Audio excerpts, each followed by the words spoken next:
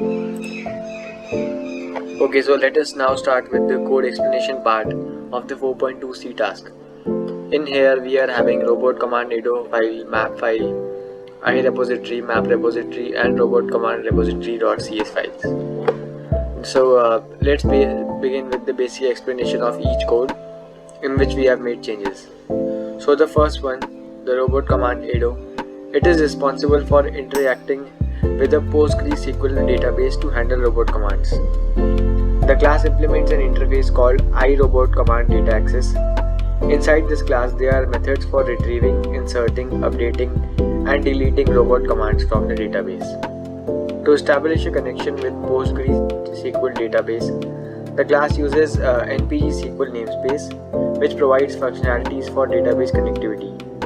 The connection string contains the necessary information to connect to the database, including the host, username, password, and the database name. Next we have the get robot commands. This method retrieves all robot commands from the database. It creates a list to store the retrieve commands. Also, it opens a connection to the database, which executes an SQL command to select all robot commands. It further reads the result and then creates robot command objects with the retrieved data. Next we have is the insert robot command.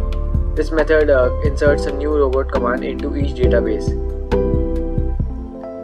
Similarly, we have the update robot command, which takes the value of ID as an integer.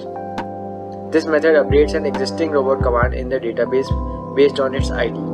It prepares an SQL command to update the command, sets parameters for the new data, executes the command, and returns the result back then.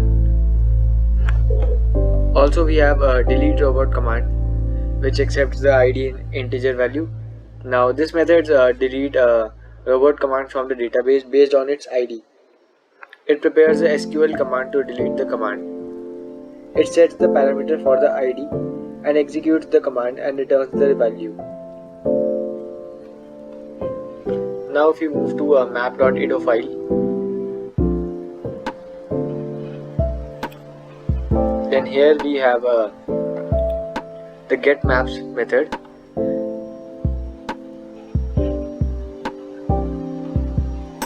So the getMap method retrieves all maps from the database. It then initializes a list to store the maps, establishes a connection to the database, and finally executes an SQL command to select all maps. Next we have the insert map. Now this method inserts a new map into the database. It prepares an SQL command to insert the map and return its ID. Further, it sets the parameters with map details and executes the command. So similarly, we have the update map method. This method updates an existing map in the database based upon its ID. It prepares an SQL command to update the map. Then it sets the parameters within the updated map details. At last, it executes the command and returns the updated map. Lastly, we have the delete map. This method deletes a map from the database simply based upon its ID. It prepares an SQL command to delete the map. It then sets up the parameters for map ID and then executes the command. At last, it will return as null, as there is no map to return after deletion. Now if we move on to iRepository file.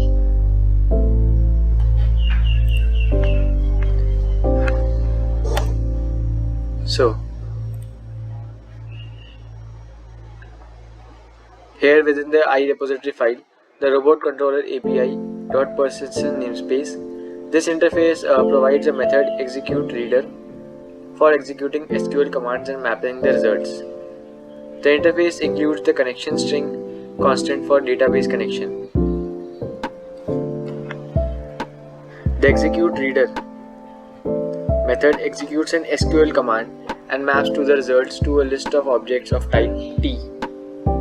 It initializes a list to store the entities. establishes a connection to the database and then opens it. It also creates an ngp SQL command object within the provided SQL command and parameters. Then it executes the command and iterates through the results. For each row, it creates a new instance of type T, maps the data from the result set to the properties of the object, and then adds it to the list. Finally, it returns the list of final entities. This method enables flexible execution of SQL commands. Now we move on to map.repository file.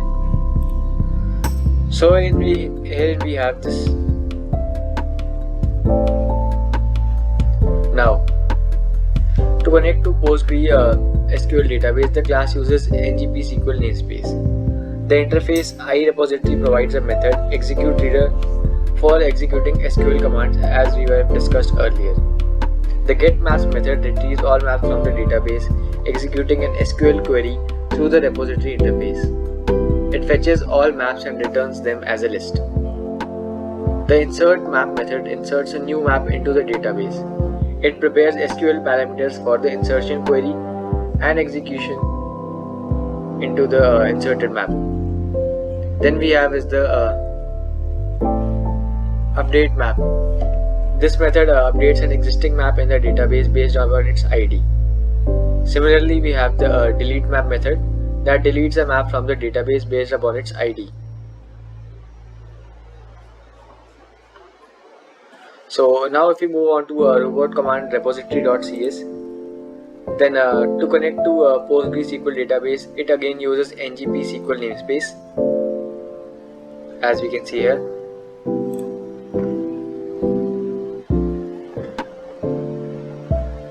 Now, to the interface iRepository here provides a method executeReader for SQL execution. The connection string is defined within the iRepository as connection string only.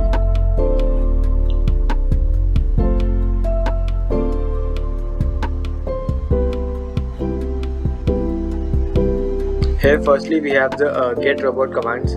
This method retrieves all the robot commands from the database by executing an SQL query through the repository interface. Then we have the insertRobot command. This method inserts a new robot command into the database. It prepares SQL parameters for the insertion query, executes the query to insert the command, and then retrieves the inserted command. Next we have the update robot command. This method updates an existing robot command in the database based upon its ID. It then prepares an SQL parameter for update query. It then executes the query to update the command and then retrieves the updated command. Then we have the delete robot command. This method deletes a robot command from the database based upon its ID. It prepares SQL parameters for the deletion query, executes the query to the delete message, and then retrieves the deleted command. So this was all about the code explanation. Now let's move on to the output part on the Postman app to see how the endpoints execute. Now here firstly we have the get all robot commands. Now as we'll try to send the request, we can here see the all the IDs and their description and names and the different coordinates.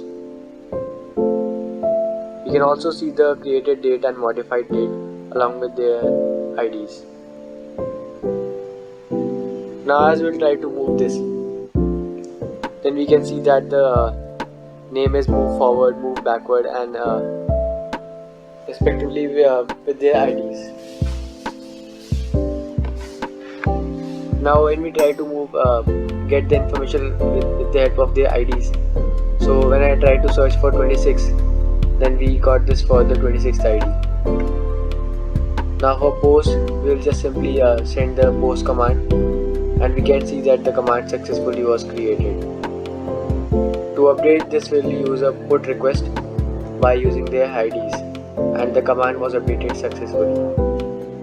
For delete, we'll just type the ID number and that will be deleted.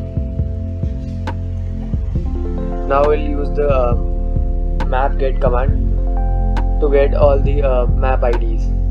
We can see the rows, columns, created date, modified date, and the description along with their IDs. Now in the map square, we'll just get the ID along with their coordinates. For ID 7 we have this. Now for adding a new entry, we'll just post, and our map was created successfully, as you can see in the output message. Now to update this, we'll just have to enter the ID. Suppose we are entering 1. Similarly for the delete command, as we enter the number 3, then the entry for the third ID will be deleted.